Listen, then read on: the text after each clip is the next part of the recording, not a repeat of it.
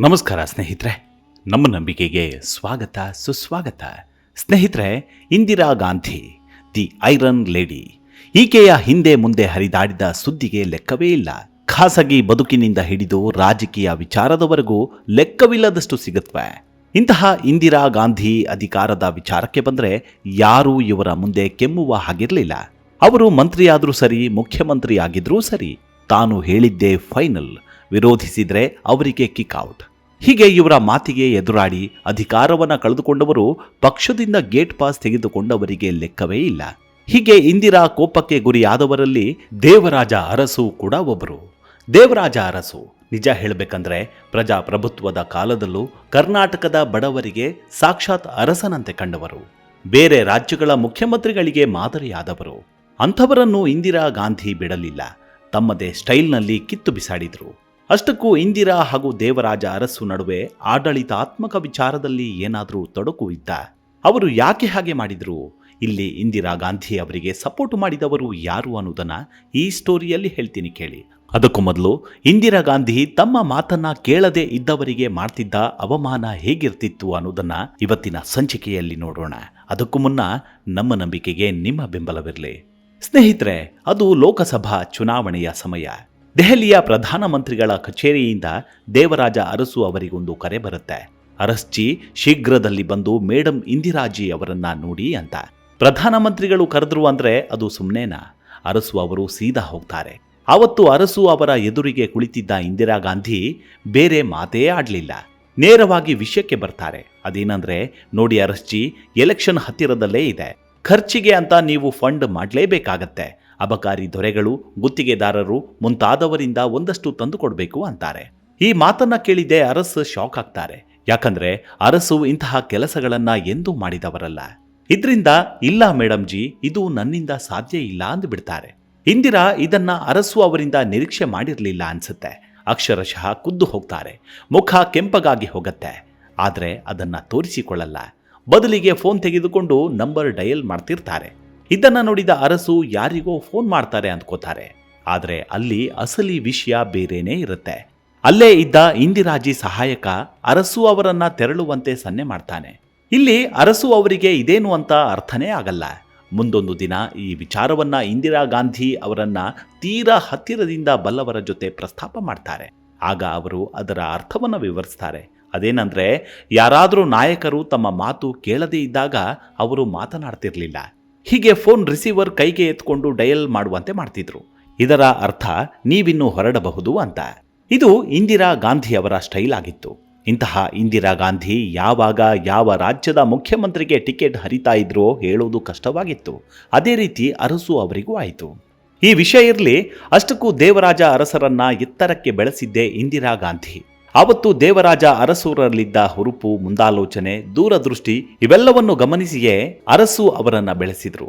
ಹೀಗಿರುವಾಗಲೇ 1969ರಲ್ಲಿ ಏನಾಗುತ್ತೆ ಅಂದ್ರೆ, ಕಾಂಗ್ರೆಸ್ ಇಬ್ಬಾಗವಾಗುತ್ತೆ. ಆಗ ಒಂದೆಡೆ ಇಂದಿರಾ ಗಾಂಧಿ, ಇನ್ನೊಂದೆಡೆ ಆಗಿನ ಕಾಂಗ್ರೆಸ್ ಅಧ್ಯಕ್ಷ ನಿಜಲಿಂಗಪ್ಪ.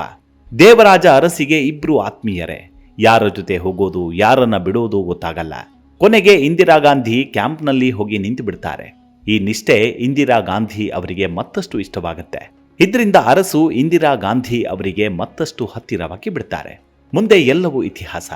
ಸುಮಾರು 10 ವರ್ಷಗಳಿಗೂ ಮೇಲ್ಪಟ್ಟು ದೇವರಾಜ ಅರಸು ರಾಜ್ಯದ ಅದ್ವಿತೀಯ ನಾಯಕನಾಗಿ ಮೆರೀತಾರೆ. ಹೀಗೆ ಮೆರೆದ ದೇವರಾಜ ಅರಸು ರಾಜಕೀಯದ ಕೊನೆ ಘಟ್ಟದಲ್ಲಿ ಕುಸಿಯತೊಡಗುತ್ತಾರೆ. ಮೊದಲೇ ಹೇಳಿದ್ವಲ್ಲ, ಹಾಗೆ ಅರಸುರನ್ನ ಬೆಳೆಸಿದ್ದೇ ಇಂದಿರಾ ಗಾಂಧಿ. ಆದ್ರೆ ಒಂದು ವಿಷಯಗಳಿಗೆ ಇಬ್ಬರಿಗೂ ಮನಸ್ತಾಪ ಹುಟ್ಟಿಕೊಳ್ತು. ಅದು ಯಾರು ಏನೇ ರಾಜಿ ಪಂಚಾಯಿತಿ ಮಾಡಿಸಿದ್ರೂ ಸರಿ ಹೋಗಲಿಲ್ಲ. ಇದ್ದಕ್ಕಿದ್ದಂತೆ ಬದುಕಿನ ಸಂಜೆಯಲ್ಲಿ ಅರಸರನ್ನ ಇಂದಿರಾ ಗಾಂಧಿ ಆಕಾಶದೆತ್ತರದಿಂದ ಕೆಳಗೆ ಎಸೆದು ಬಿಡ್ತಾರೆ. ಇಂದಿರಾ ಗಾಂಧಿ ಅವರೇನೋ ಆ ರೀತಿ ಮಾಡಿದ್ರು. ಆದರೆ ಇದಕ್ಕೆ ಅರಸು ಅವರು ಚಿಂತೆ ಮಾಡಲಿಲ್ಲ. ಪರಿಶಿಷ್ಟ ಜಾತಿ, ವರ್ಗ ಮತ್ತು ಹಿಂದುಳಿದ ಪಂಗಡಗಳ ಮೂಕ ಬಾಯಿಗೆ ರಾಜಕೀಯ ಧ್ವನಿ ನೀಡಿದ ಅರಸರು ಬಂಡೆಯಂತೆ ನಿಶ್ಚಲರಾಗಿದ್ರು. ದೇವರಾಜ ಅರಸು ಮುಖ್ಯಮಂತ್ರಿ ಆಗುವವರೆಗೂ ಲಿಂಗಾಯತ ಒಕ್ಕಲಿಗರೇ ರಾಜ್ಯ ಸೂತ್ರದ ವಾರಸುದಾರರಾಗಿದ್ರು. ಬೇರೆ ಸಮುದಾಯದವರಿಗೆ ರಾಜಕೀಯವಾಗಿ ಕೇಳುವವರು ದಿಕ್ಕಿರಲಿಲ್ಲ. ಇಂತಹ ಸಂದರ್ಭದಲ್ಲಿ ಅರಸು ಎಲ್ಲ ಹಿಂದುಳಿದ ಜನವರ್ಗಕ್ಕೆ ಜೀವವಾಹಿನಿಯಾದರು.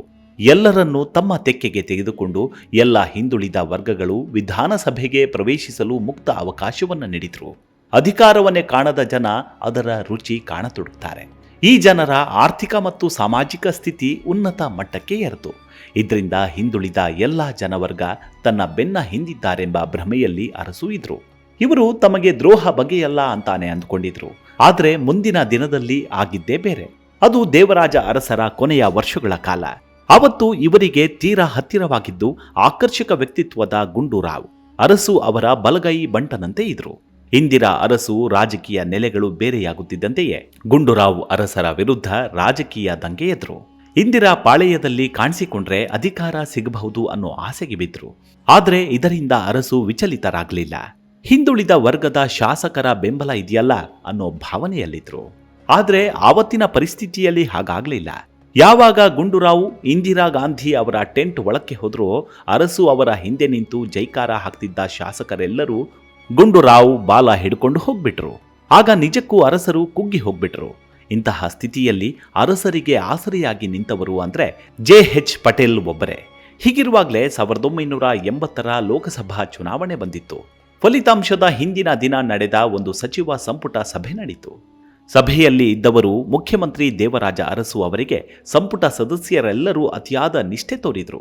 ಸರ್, ಈಗಲೇ ಹೇಳಿ ಸರ್, ನೀವು ಬಾವಿಗೆ ಬೀಳಿ ಅಂದ್ರು ನಾವೆಲ್ಲರೂ ಬೀಳೋಕೆ ರೆಡಿ ಅಂದ್ರು.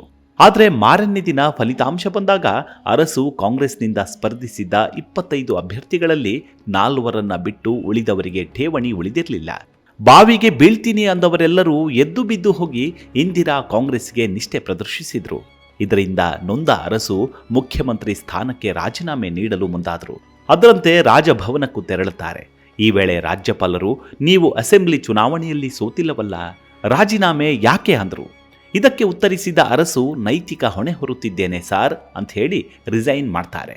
ಹೀಗೆ ಅರಸು ಅವರು ತಮ್ಮ ಕಡೆ ದಿನಗಳನ್ನ ಹೀಗೆ ಕಾಣ್ತಾ ಬಂದರು. ರಾಜಕೀಯ ಜೀವನ ಅಲ್ಲದೆ ಖಾಸಗಿ ಬದುಕಿನಲ್ಲೂ ಒಂದಷ್ಟು ಅಲ್ಲೋಲ ಕಲ್ಲೋಲಗಳು ನಡೆದವು. ಅರಸು ಗೂಂಡಾಗಿರಿಯನ್ನ ಅಪಾರ ಪ್ರಮಾಣದಲ್ಲಿ ಪೋಷಿಸಿದ್ರು ಅನ್ನೋ ಆರೋಪವಿದೆ. ಆದರೆ ಅದನ್ನ ಅವರು ಎಂದಿಗೂ ಒಪ್ಪಿಕೊಳ್ಳಲೇ ಇಲ್ಲ.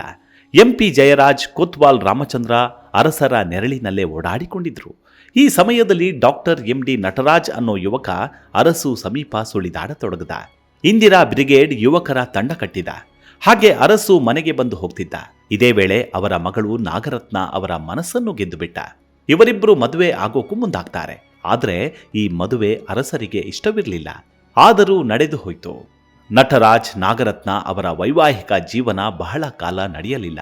ಅದೊಂದು ದಿನ ನೆಲಮಂಗಲದ ತಮ್ಮ ತೋಟದ ಬಾವಿಯಲ್ಲಿ ನಾಗರತ್ನ ಹೆಣವಾಗಿ ತೇಲ್ತಿದ್ರು. ಇದು ಅರಸು ಅವರನ್ನ ಅಪಾರವಾಗಿ ಕಾಡೋಕೆ ಶುರುವಾಯಿತು. ಕರ್ನಾಟಕ ರಾಜಕಾರಣದಲ್ಲಿ ಮೆರೆಯುತ್ತಿದ್ದ ಮೇಲುಜಾತಿಯ ಪಾಳೆಯ ಪಟ್ಟಿನ ಎದುರು ಅರಸು ಸೆಟೆದು ನಿಂತರು. ಇಂದಿರಾ ಗಾಂಧಿಗೆ ಹೆಗಲು ಕೊಟ್ಟು ಅವರಿಗಾಗಿ ಕರ್ನಾಟಕದಲ್ಲಿ ಕಾಂಗ್ರೆಸ್ ಐ ಕಟ್ಟಿದ್ರು. ಇಂದಿರಾ ಅವರಿಗೆ ಅತ್ಯಂತ ನಿಷ್ಠರಾಗಿ ಅವರ 7 ಬೀಳುಗಳಲ್ಲಿ ಜೊತೆಯಾಗಿ ನಿಂತರು.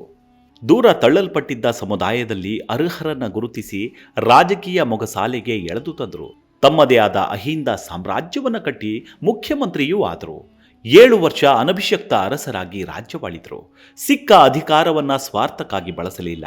ಅವರ ಆಸ್ಥಾನದಲ್ಲಿದ್ದ ವಂದಿ ಮಾಗದರು ತಂದಿದ್ದ ಭ್ರಷ್ಟಾಚಾರದ ಕಳಂಕ ಅವರಿಗೆ ಕಪ್ಪು ಚುಕ್ಕೆ ತಂದಿಟ್ಟಿತ್ತು. ಜಾತಿ ಬಲವಿಲ್ಲದೆ ಇದ್ದುದರಿಂದ ಇಂತಹದೊಂದು ಅನಿವಾರ್ಯತೆ ತನಗಿತ್ತು ಅಂತ ಸ್ವತಃ ಅವರೇ ಅದನ್ನ ಸಮರ್ಥಿಸಿಕೊಂಡಿದ್ರು. ಕೊನೆಗೆ ಇಂದಿರಾ ಗಾಂಧಿ, ಸಂಜಯ್ ಗಾಂಧಿ ಅವರ ದರ್ಬಾರು ಸಹಿಸಲಾಗದೆ ಪ್ರಬಲ ವಿರೋಧ ಪಕ್ಷ ಕಟ್ಟಬೇಕು ಅಂದುಕೊಂಡಿದ್ರು. ಈ ನಿಟ್ಟಿನಲ್ಲಿ ರಾಷ್ಟ್ರ ರಾಜಕಾರಣಕ್ಕೂ ಧುಮುಕಿದ್ರು. ಆದರೆ ಇದರಲ್ಲಿ ಹಿನ್ನಡೆ ಆಯಿತು. ಜೊತೆಗೆ ಆರೋಗ್ಯವು ಕೈಕೊಡ್ತು. ಭೂಮಾಲೀಕರ ದೌರ್ಜನ್ಯವನ್ನ ಸಹಿಸಿಕೊಂಡು ಅರೆ ಹೊಟ್ಟೆಯಲ್ಲಿದ್ದವರಿಗೆ ಉಳುವವನೇ ಭೂಮಿಯ ಒಡೆಯ ಅನ್ನೋ ಪಟ್ಟ ಕಟ್ಟಿದ್ರು. ಅಕ್ಷರ ವಂಚಿತರಾಗಿ ಅಲಕ್ಷ್ಯಕ್ಕೆ ತುತ್ತಾಗಿದ್ದ ತಳ ಸಮುದಾಯಗಳಿಗೆ ಶಿಕ್ಷಣ, ಉದ್ಯೋಗದಲ್ಲಿ ಮೀಸಲು ದಯಪಾಲಿಸಿದ್ರು. ಬಡ್ಡಿಕೋರರ ಕಾಟಕ್ಕೆ ಕಂಗಾಲಾಗಿದ್ದಂತಹ ರೈತರಿಗೆ ಋಣಮುಕ್ತ ಕಾಯ್ದೆಯನ್ನ ಜಾರಿಗೆ ತಂದ್ರು. ಎಲ್ಲದಕ್ಕಿಂತ ಹೆಚ್ಚಾಗಿ ರಾಜ್ಯಕ್ಕೆ ಕರ್ನಾಟಕ ಅನ್ನೋ ಹೆಸರು ನಾಮಕರಣ ಮಾಡಿದ್ರು. ಇಂಥವರು ಇಂದಿರಾ ಗಾಂಧಿ, ಸಂಜಯ್ ಗಾಂಧಿ ಅವರಂಥವರ ಕೈಯಿಂದ ನಲುಗಿ ಹೋದ್ರು. ಇಂದಿರಾ ಗಾಂಧಿ ಕೂಡ ಅರಸು ಅವರು ಮಾಡಿದ ಸಹಾಯಗಳನ್ನ ನೆನಪು ಮಾಡಿಕೊಳ್ಳದೆ ತಾವೇ ಹತ್ತಿಸಿದ್ದ ಏಣಿಯನ್ನ ಒದ್ದು ಅರಸರನ್ನ ಬೀಳಿಸಿದ್ರು. ಜೊತೆಗೆ ಒಟ್ಟಿಗಿದ್ದ ಕೆಲ ನಾಯಕರು ಅಧಿಕಾರದ ಆಸೆಗೆ ಅರಸರಿಂದ ದೂರವಾಗ್ತಾರೆ. ಅಂದಿನ ದಿನಗಳಲ್ಲಿ ಇಂದಿರಾ ಗಾಂಧಿ ಒಬ್ಬರು ಮನಸ್ತಾಪ ಮರೆತು ಆಶೀರ್ವದಿಸಿದ್ರೆ ಅರಸು ಅವರು ಮತ್ತೊಂದಷ್ಟು ಜನಪರ ಕಾರ್ಯಗಳನ್ನು ಮಾಡ್ತಿದ್ರು. ಆದರೆ ಎಲ್ಲವೂ ಮುಗಿದು ಹೋಯಿತು. ಅರಸು ಅವರು ಕೂಡ ಮುಗಿದು ಹೋದ್ರು. ಇವಿಷ್ಟು ದೇವರಾಜ ಅರಸು ಅವರ ಕುರಿತಾದ ಸಣ್ಣದಾದ ಮಾಹಿತಿ. ಮುಂದಿನ ಸಂಚಿಕೆಯಲ್ಲಿ ಮತ್ತೆ ಸಿಗೋಣ. ಅಲ್ಲಿವರೆಗೂ ನಿಮ್ಮ ಆರೋಗ್ಯದ ಕಡೆ ಗಮನವಿರಲಿ. Take care. ನಮಸ್ಕಾರ.